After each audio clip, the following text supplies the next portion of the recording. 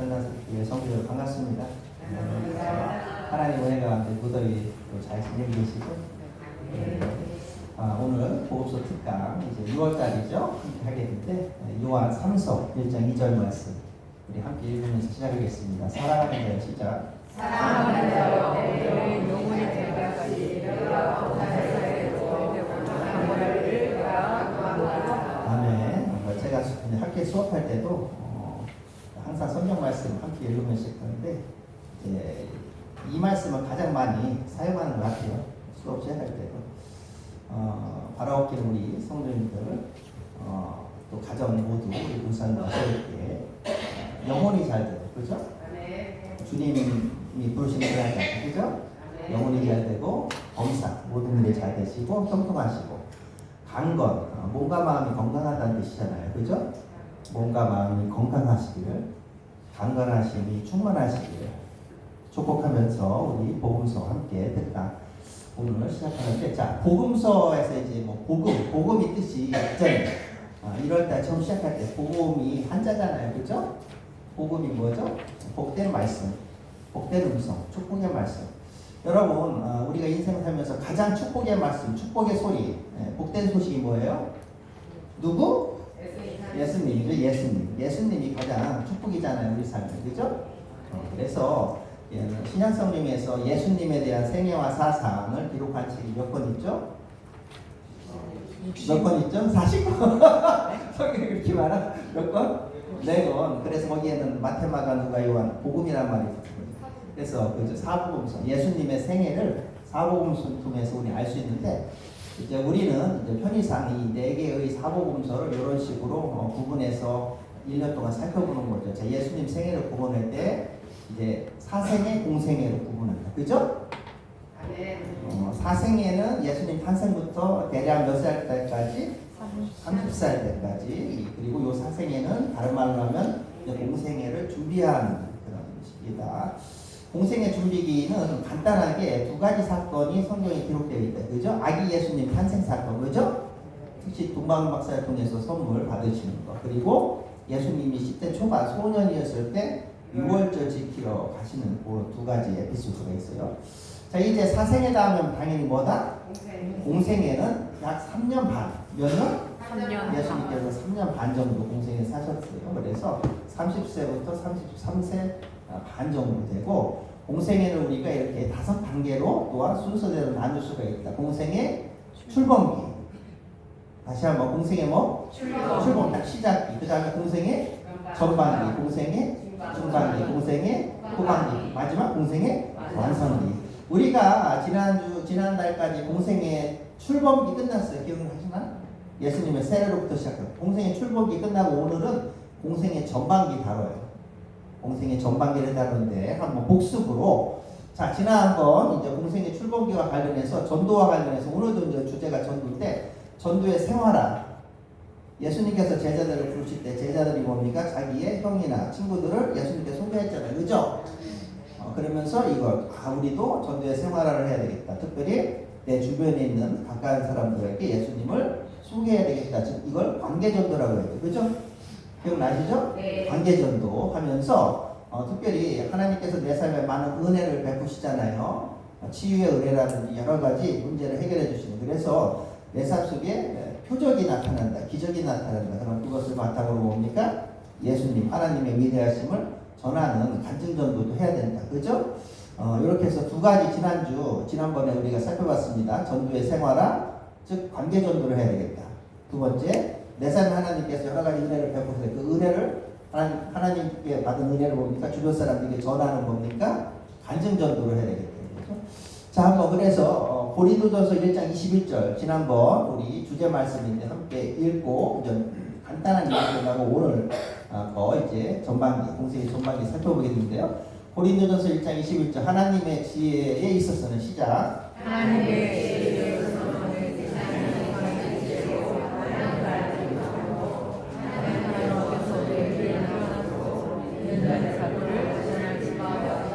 아멘. 관계전도 또 간증전도가 충만한 여러분들 또 군산 나스리 교대기를 축복합니다.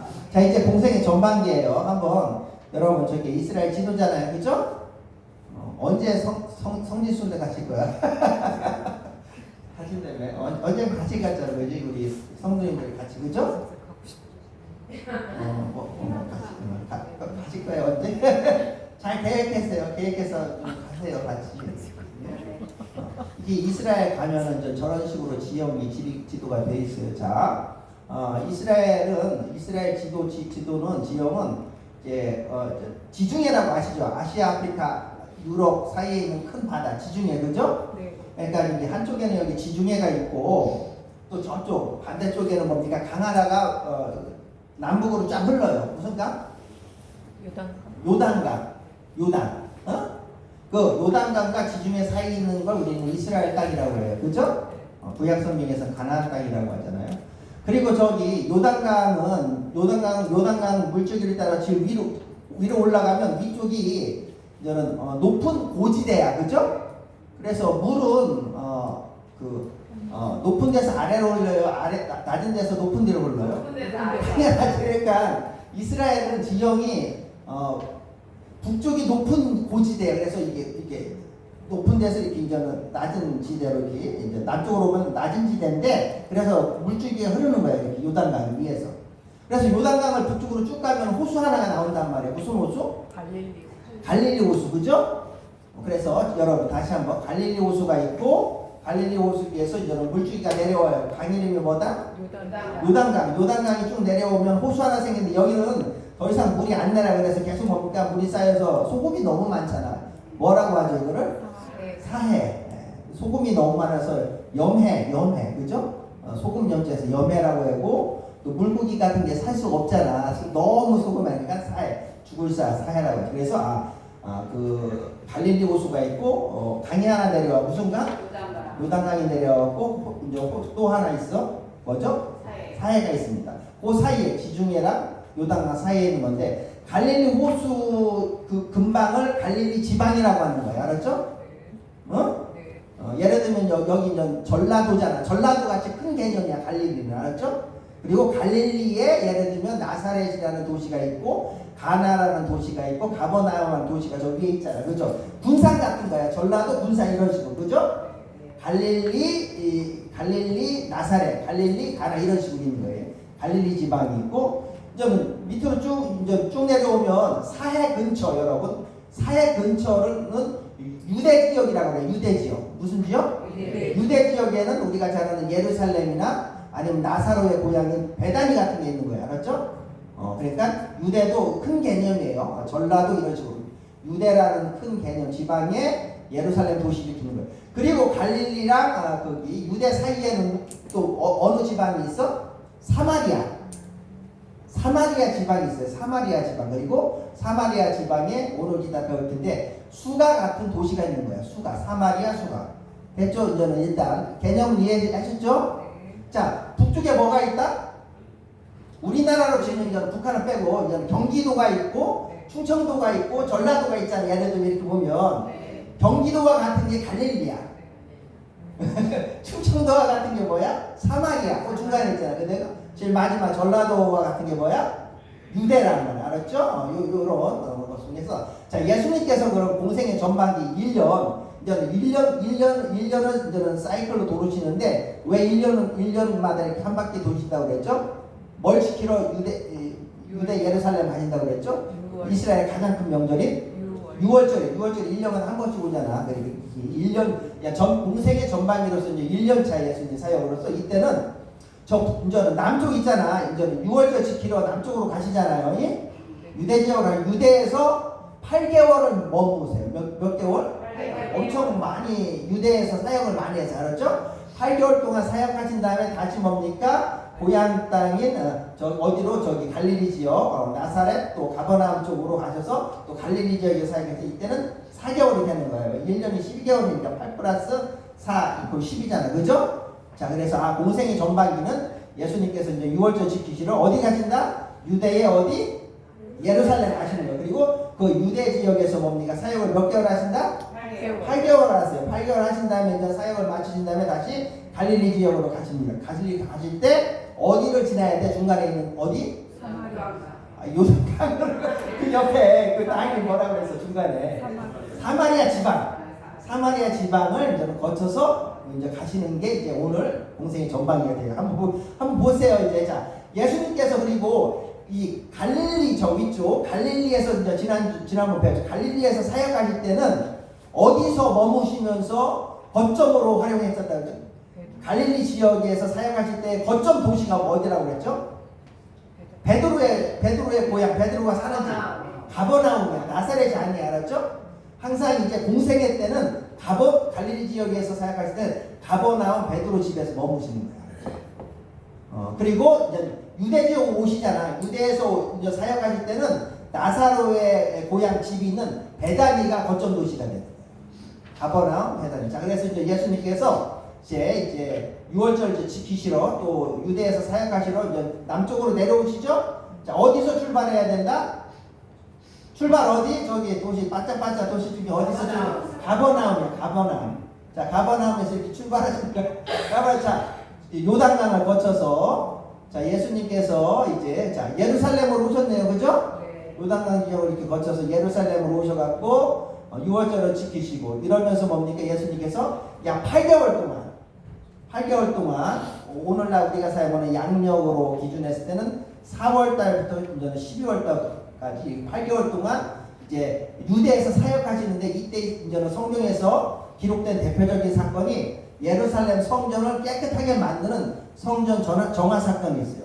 자, 무슨 사건? 성전 정화 사건이 있고 또한 예수님께서 많은 병자들을 고치시고 이러는 기적과 표적 사건이 또 있어요. 기적과 표적. 여러분, 지난번에 우리가 기적과 표적의 차이점을 살펴봤죠?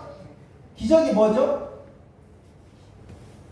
하나님만이 하실 수 있는 일이 일어나는 게 기적이잖아요. 근데 표적은 뭐예요? 그 기적을 통해서 뭡니까? 하나님께서 이렇게 은혜를 베푸셨다. 문제를 해결하셨다. 고침을 주셨다. 이것을 뭡니까? 전도하는 게 표적이에요.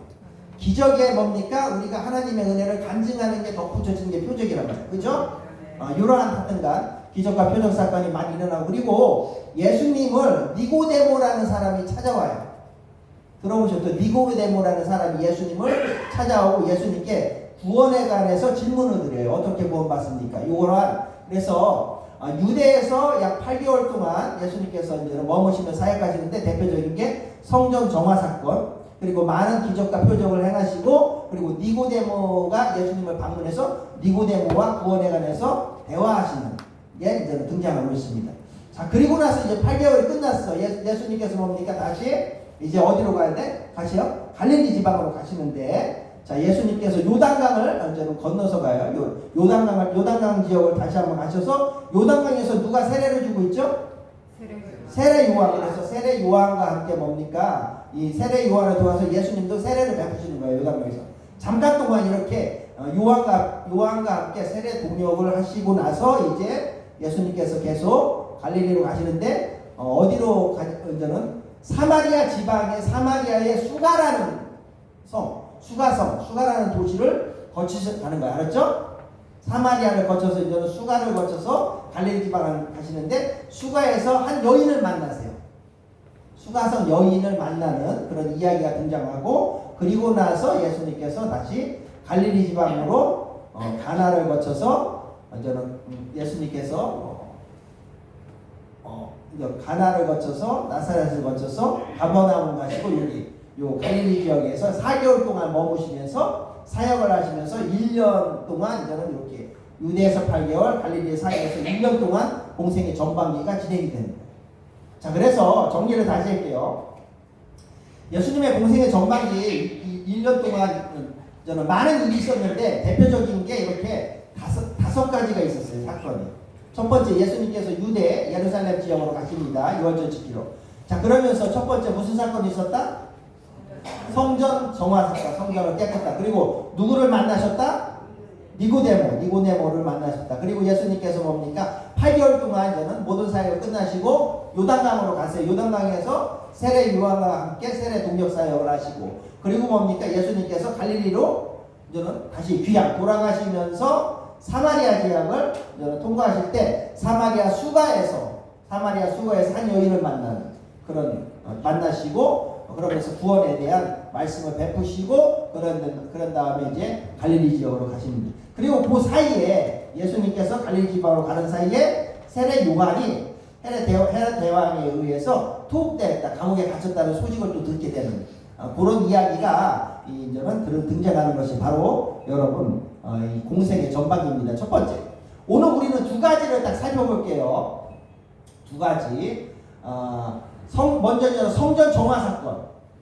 성전을 예수님께서 깨끗하게 하시는 막 장사치들이 돈 거래 같은 거 한단 말이야. 예루살렘 성전에서 돈 먹고 돈 따기 이런 거 무슨 말이죠?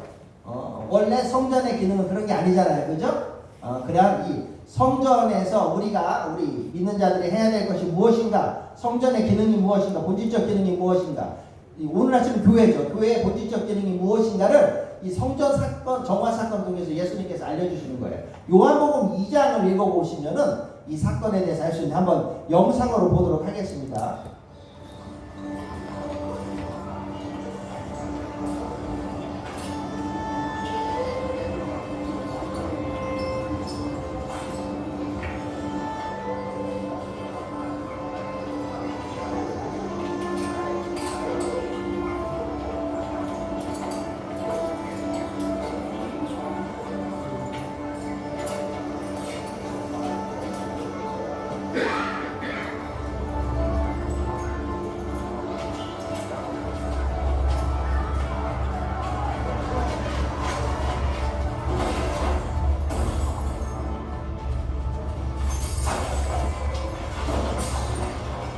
다 가지고 썩 나가라.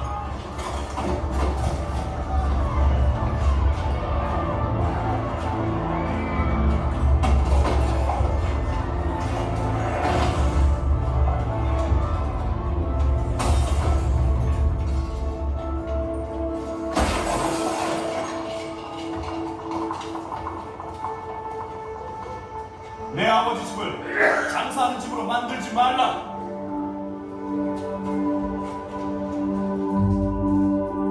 여러분, 그래서 성전에서 당시 이스라엘에서 유대 사람들이 뭡니까? 하나님께 예배드리는 것보다는 뭐에 더 관심이 많았어? 장사하는 것, 돈 버는 것에 관심이 많았어요. 그러면서 여러분, 예수님께서 그 사람들을, 장사치들을 다 내주시면서 성전에서 우리가 해야 될 것이 무엇인가? 본질적인 기능이 무엇인가? 즉, 성전은 오늘날 교회잖아요. 그렇죠? 교회에서 우리가 해야 될 것이 정말 무엇인가?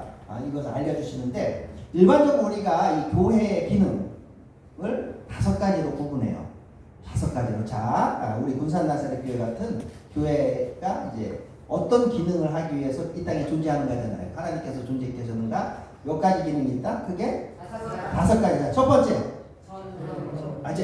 여기부터야. 이때부터. 첫 번째. 예배. 지금처럼 예배. 요게 없으면은 뭐 단팥빵에 단팥이 없는 거랑 마찬가지잖아요. 자, 예배. 두 번째. 그래서 여러분 뭐 이렇게 소모임 같은 거로 아니면 구역 예배 이런 것 통해서 또 영적 성장을 위해서 이렇게 더 성경을 배우잖아요. 그렇죠? 제자 훈련 같은 것도 하잖아요. 두 번째 뭐다?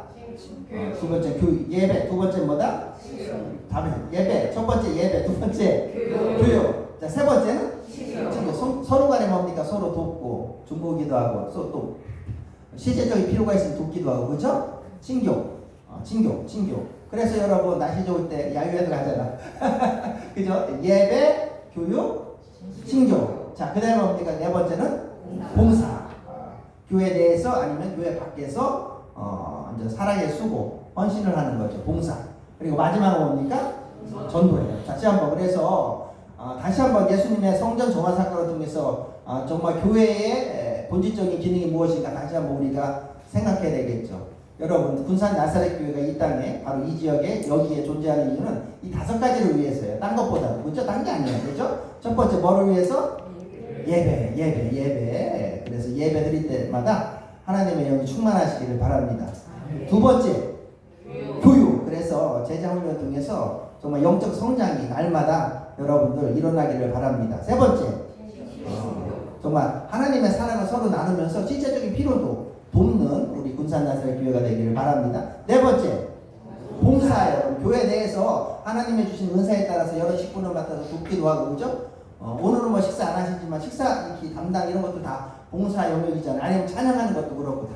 아니면 또 우리 바제회 같은 것도 하시잖아요. 그죠? 여기 지역민을 위해서 이런 봉사 같은 거. 네 번째는 뭐다? 봉사. 그리고 마지막 다섯 번째는 뭐다?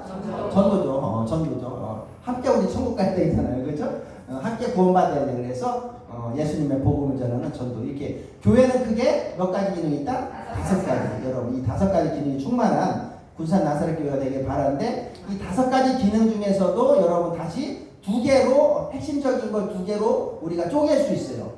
다섯 가지지만 여기 다섯 가지를 두 개로 또 요약하면 이거예요.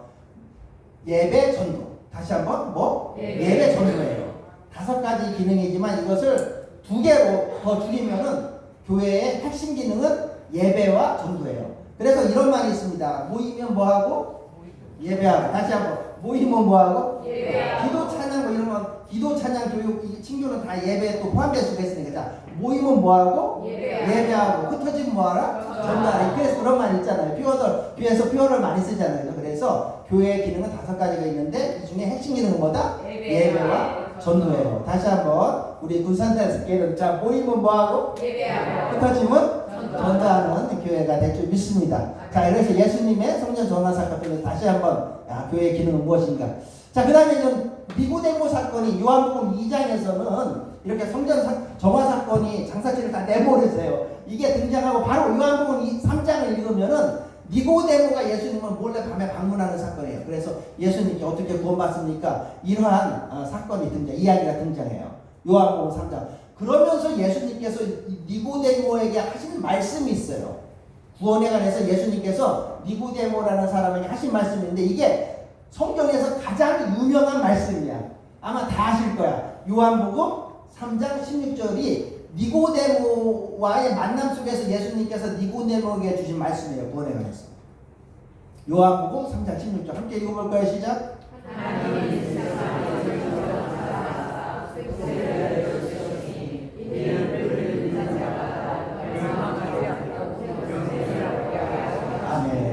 니고데모 같은 당시 이스라엘 유대 사람들은 구원받기 위해서는 내가 예를 들면 착한 일, 선행을 많이 해야 된다 이렇게 생각도 했어요. 아니면은 내가 구원을 받기 위해서는 하나님의 율법을 지켜야 된다. 그죠? 하나님의 법을 지켜야 된다. 그리고 여러분 또 우리나라 우리 기독교 역사 속에서 예전에 카톨릭 있잖아요. 천주교 같은 경우는 예전에는 구원을 받기 위해서는 고행을 해야 된다고 가르쳤어요. 고행은 막 그냥 그 있잖아 예수님이 십자가에서 고통을 받으신 것처럼 나도 고통을 받아야 된다 해서 막 무슨 말이죠? 이런 거야. 그래서 요즘에도 어떤 카톨릭 이 국가들은 어떤 카톨릭 이 세력이 강한 지역에서는 카톨릭 축제할 때면 보면은 예수님의 이 십자가의 고통을 나도 몸소 체험해야겠다 해서 뭡니까 자기 이렇게 예를 들면 가시 있잖아요. 가시 이렇게 채찍 가시 같은 거에다가 가시에다 채찍을 자기 몸에 막 이렇게 하는 축제가 있어요. 그 잘못된 구원관 때문이에요. 관점. 그래서 니고데모 같은 사람들이 와서 예수님께 구원을 어떻게 받습니까? 왜냐 그 사람들은 구원을 받기 위해서 선행이라든지 착한 일 많이 하는 것, 고행 아니면 자기 몸을 막 고통 주는 것, 아니면은 뭡니까 하나님의 법 율법을 지키는 것 이렇게 했는데 예수님께서는 이렇게 요한복음 3장 16절에 구원받기 위해서는 단 하나 뭐가 필요하다? 믿음.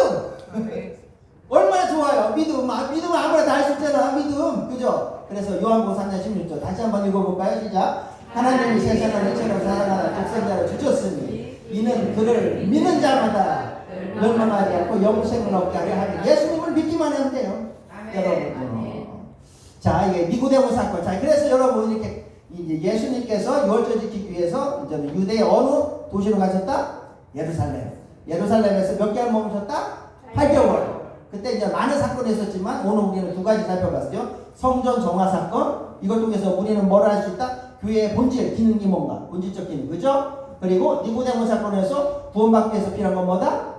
믿음이라는 것을 우리가 알 수 있는 거예요. 자, 그리고 나서 예수님께서 다시 갈릴리로 가시는데 갈릴리 가시기 전에 뭡니까? 먼저 요단강을 건너요. 요단강으로 가셔서 세례 요한과 함께 세례 동역 사역을 하시고 그리고 나서 뭡니까? 예수님께서 사마리아 지역을 거쳐서 이제 갈릴리로 가시는데 그 사마리아 지역을 거쳐갔을 때 수가성 수가 마을에 이제는 예수님께서 머무신단 말이에요. 알았죠? 그래서 수가 여인을 만나는 수가 여인 사건이 등장해요. 오늘 그래서 마지막으로 수가 여인 사건을 함께 살펴보도록 하겠는데요. 수가 여인 사건은 요한복음 4장에 등장해요. 지금 보시면은 요한복음 2장에 아까 무슨 사건? 성전 정화 사건. 요한복음 3장에 니고데모 사건. 니고데모. 요한복음 4장 수가 여인 사건이 등장한단 말이에요. 여러분 이 수가 여인이 살던 수가란 말은 이제 도시 마을 이름이죠. 이랬던 군산 같은 거야. 군산 여인, 군산 남자 이거야. 쉽게 말해서 그렇죠? 이 수가는 여러분 어느 지방에 속한다고 그랬죠 아까? 유대예요, 갈릴리예요, 아니면 사마리아예요? 사마리아. 중간에 있는 사마리아예요. 사마리아. 여러분 작년에 여러분 저랑 같이 성경 12시대 했을 때 한번 기억나실려나?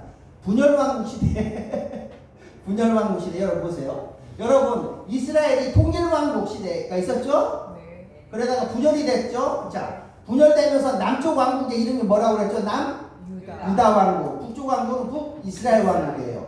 여러분 이 사마리아 지역과 관련해서 여러분 그 시대적 배경을 우리가 다시 한번 상기하시면 됩니다. 그래서 이제 분열이 됐습니다. 남유다 왕국은 어느 제국한테 멸망당했죠? 바벨. 다시 한번 남쪽은 어느 제국한테? 바벨. 바벨론. 북쪽은? 아수르 혹은 아시리아. 다시 한번 남유다 왕국은 어느 제국한테 멸망당했다? 바벨론 제국. 바벨론이 오늘날 이라크예요. 미국이 막 폭격했나? 이란 폭격했잖아. 그 옆에 있는 이라크. 그러니까 남쪽 유다 왕국은 바벨론 제국에 멸망당했고 북쪽 이스라엘 왕국은 어느 제국한테? 아수르 또는 아시리아. 같은 말이 아수르 또는 아시리아. 여러분 그래서 여기 보시면은 자 사마리아 이런 지방의 특색과 관련해서 먼저 사마리아는 북쪽 이스라엘 분열왕국 시대 북쪽 이스라엘 왕국이 있었고 북쪽 이스라엘 왕국의 수도가 사마리아였어요.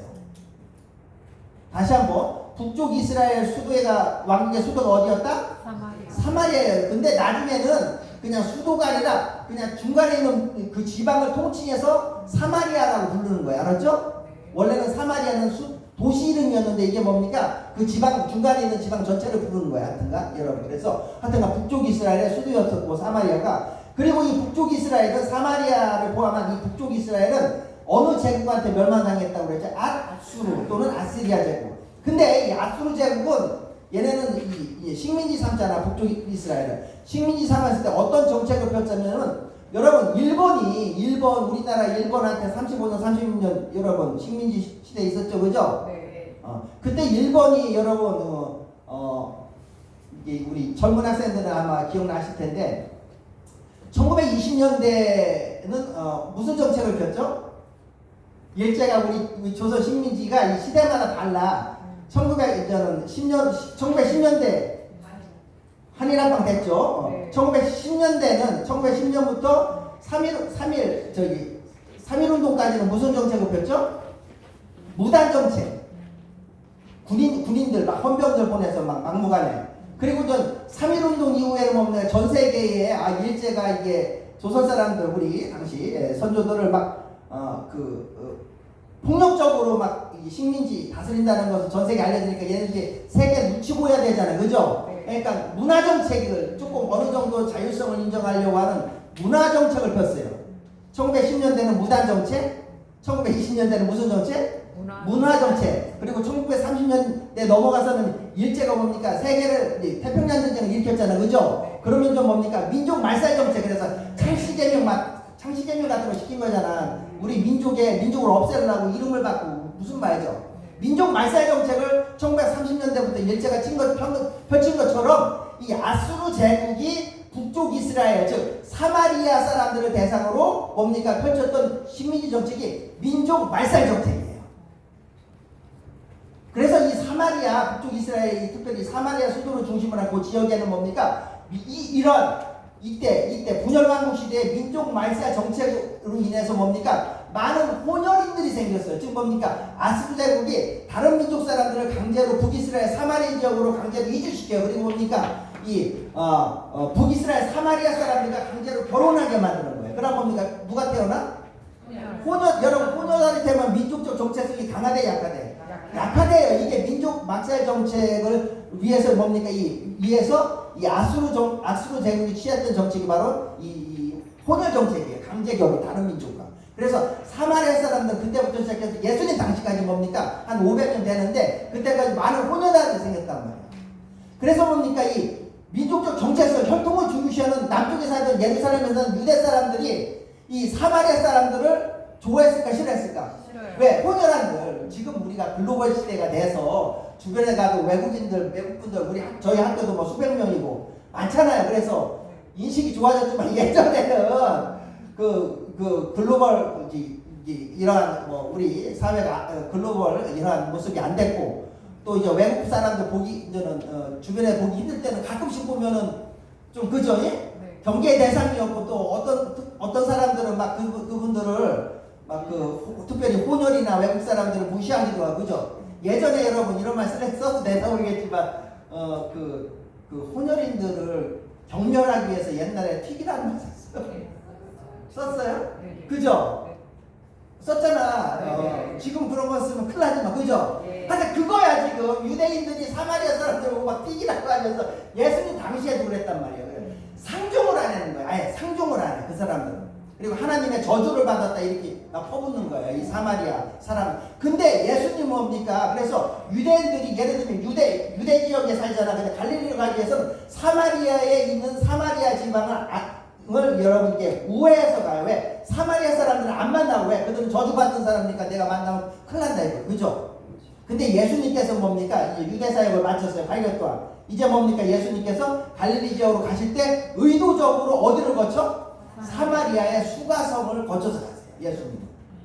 유대인들이 그걸 알면 뭡니까? 기적초풍하는 거. 왜? 그들은 뭡니까? 사마리아 지역을 거쳐 가지도 않은 뿐더러 사람들을 만나지도 않고 혹시 만나더라도 해도 얼굴 피하고 막 가는 거예요. 근데 예수님 뭡니까? 일부러 사마리아 수가성을 가서 뭡니까? 그곳에는 한 여인을 만나고 그 여인과 대화하면서 뭡니까? 구원에 관한 메시지를 전달하시는 거예요. 예수님께서 이걸 통해서 알 수 있는 게 뭡니까? 예수님은 뭡니까?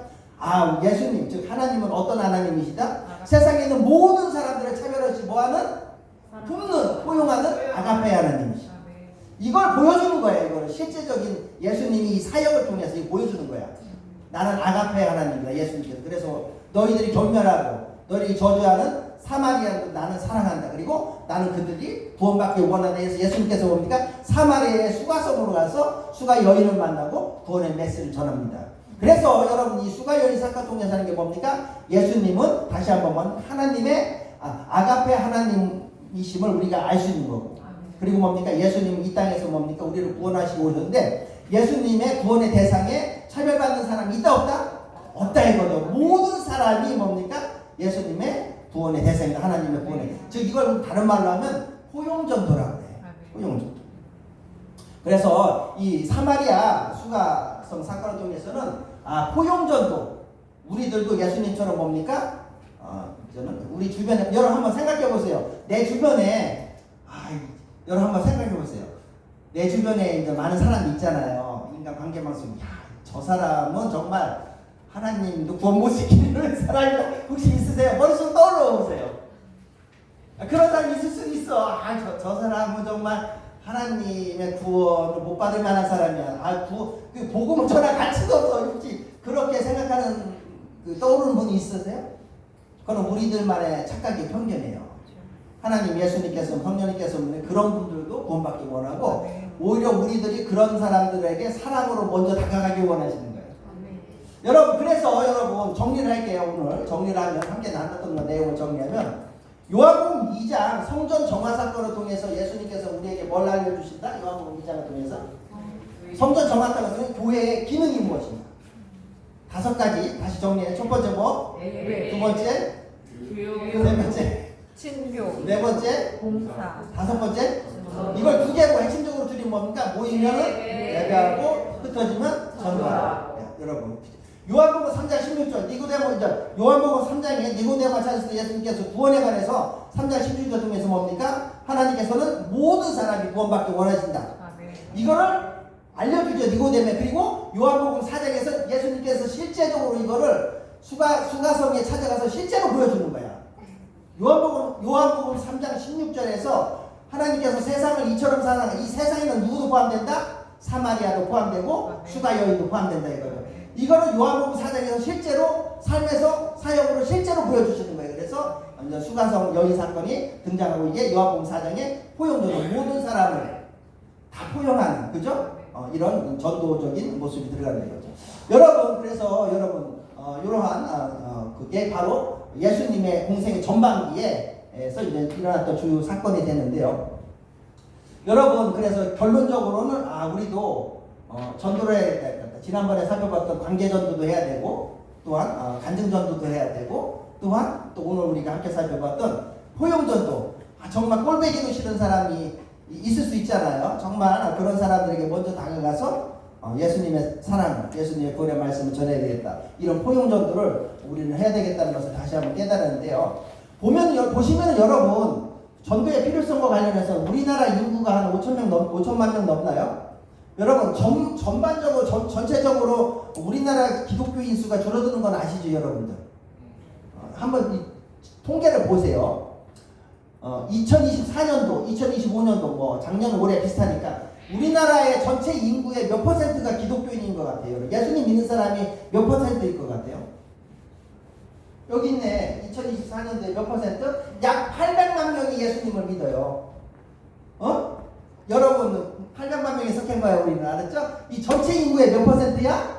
16%. 다시 한번 오늘날 지금 한국에서 기독교인 예수님을 믿는 사람들이 한 800만 명 넘어요. 인구 비율상 몇 퍼센트? 16%. 근데 여러분 이게 점점 줄어들 것으로 예측되고 있어요. 여러분 보세요. 2035년도에는 한 15.5%. 그리고 2050년에 가면 12%로 줄어요. 지금 2025년인데 15년 후에는 우리 기독교 인구가 현재 800만 명에서 550만 명으로 줄어들고 그리고 뭡니까? 비율상으로는 16%에서 12%로 4%가 줄어들 거 점점 줄어. 근데 여러분 이렇게 기독교인 인구가 이렇게 예수님 믿는 사람 점점 줄어드는 대표적인 원인 중에 하나는 여기 젊은 세대들이 안 믿어서 그래요. 기독교인이 왜 줄어듭니까? 교회가 왜 침체됩니까? 대표적인 이유는 젊은이들이 안 믿는 거야. 어린아이들이 안 믿잖아. 교회 안 오잖아. 우리 학생 여기 우리 부산 나사렛 교회 보세요. 다 지금 어르신들이잖아. 다 어르신들이잖아. 뭐 우리나라 전반적으로 모든 쪽에서 다 고령화 사회지만 교회가 더 심각해요. 초고령화 지금 여기 보세요. 지금 다 어르신들이고 우리 어린아이 뭐 유령이라고 하나 그죠? 없잖아. 별로 없고 학생부도 보세요. 그죠? 중고등부 학생부 그 다음에 또 청년부 대학생들 보세요. 없잖아. 거의 없잖아. 그죠? 예전에 저도 그렇지만 우리 어르신들 처음 저희들이 몇십 년에 이렇게 신앙생활했고 교회 활동할 때는 거꾸로였어. 그죠? 바글바글 했잖아. 안 그래요? 그러니까 이제는 이렇게 기독교인 비율이 줄어드는 이유가 예수님 안 믿는 사람이 점점 많아지는 이유가 뭡니까? 무엇보다도 이게 우리 미래 세대들이 이제 교회를 안 오거나 예수님을 안 믿는 거예요.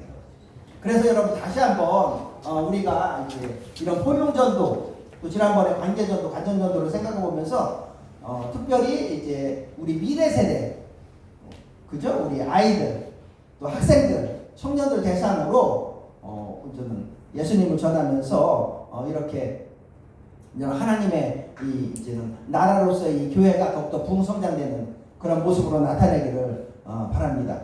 자, 그러면서 이제 오늘 이제는 제가 준비한 걸 정리하면서 예수님께서는 이제는 당시 유대인들이 경멸했던 저주했던 누구에게까지 나아가서 전도했어요?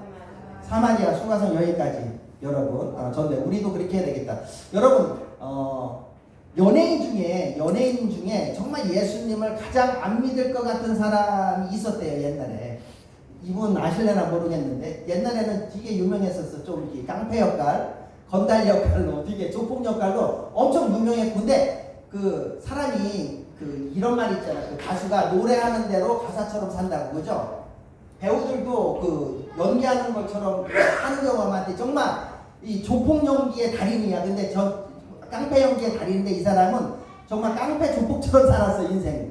그러다가 어떤 계기가 돼서 예수님을 믿고 180도 삶에 달라서 지금은 여러분이 선교사로서 이제는 선교사라는 건 꼭 해외가 아니라 이제 국내에서 활동하는 분들을 선교사라고 불러요. 그래서 우리나라에서 이제 전도하는 그런 주의 사역자로 일하는 전직 영화 배우가 있어요.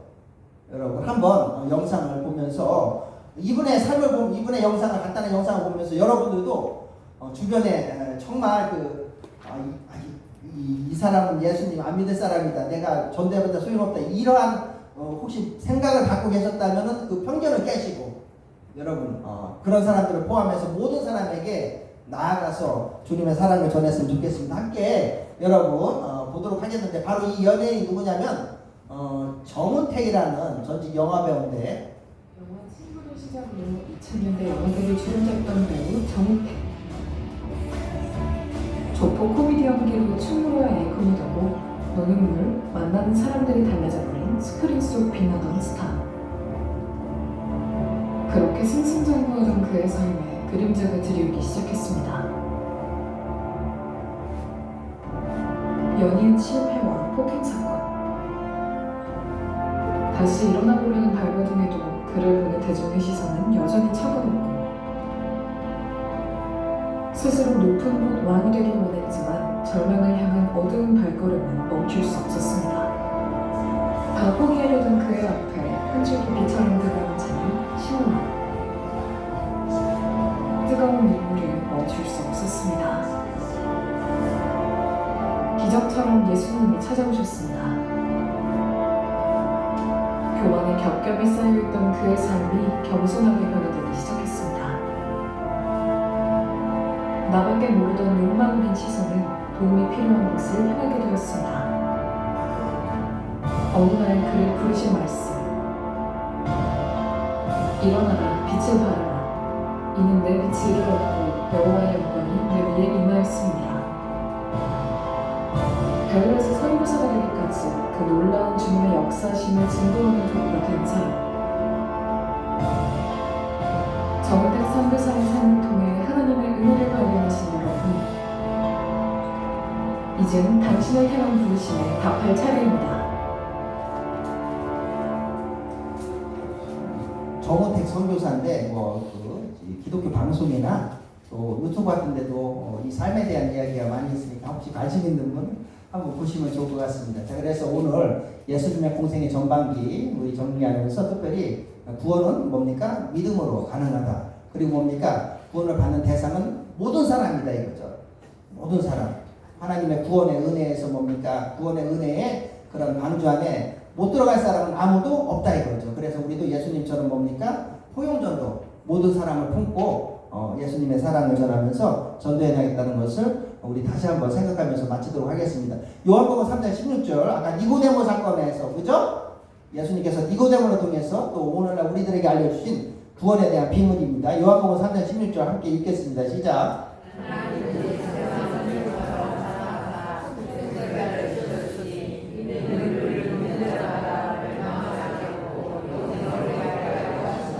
아멘. 그리고 예수님의 수가상 사건 중에서 뭡니까? 모든 사람에게 나아가서 우리는 뭡니까? 구원을 전해야 되겠다. 복음을 전해야 되겠다. 포용전도를 해야 되겠다. 여러분 오늘 아까 이제 목사님께서 오늘 설교 말씀으로서 본문 말씀으로 읽으셨던 말씀이죠. 여기도 다시 한번 그런 게 강조되고 있죠. 모든 사람이 하나님께서 모든 사람이 구원받으시길 원한다는 게 다시 한번 강조되고 있는 게 디모데전서 2장 4절이죠. 함께 읽겠습니다. 하나님은 시작. 하나님은 모든 사람에게 구원을 받으며 진리를 아는 데에 그죠? 모든 사람입니다. 모든 사람에게 우리는 나아가야 되겠다. 편견을 하면 안 되겠다. 차별하면 안 되겠다. 자, 그러기 위해서는 여러분 로마서 10장 13절 15절 말씀 저는 이제는 여러분 우리가 예수님을 통해서 뭐를 배웠다. 지난번에 관계전도를 배웠고 간증전도를 배웠고 또 오늘은 뭡니까? 포용전도를 배웠으니까 이제 뭡니까? 배웠으니까 뭐를 해야 돼? 실천해야 되겠죠. 자, 로마서 10장 13절 말씀처럼 실제로 나가서 우리가 복음을 전하는 구원의 발걸음이 돼야 되겠죠. 누구든지 주의 이름을 시작. 누구든지 주의 이름을 부르는 자는 구원을 받으리라.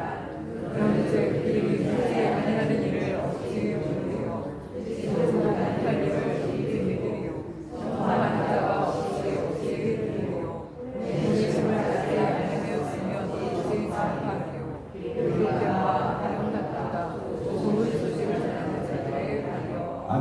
그죠. 그래서 구원의 기쁜 소식을, 구원의 좋은 소식을 날마다 전하는 우리 군산나들에게 성도 여러분 되시기를 축복하면서 오늘 봉사 특강을 마치도록 하겠습니다. 감사합니다.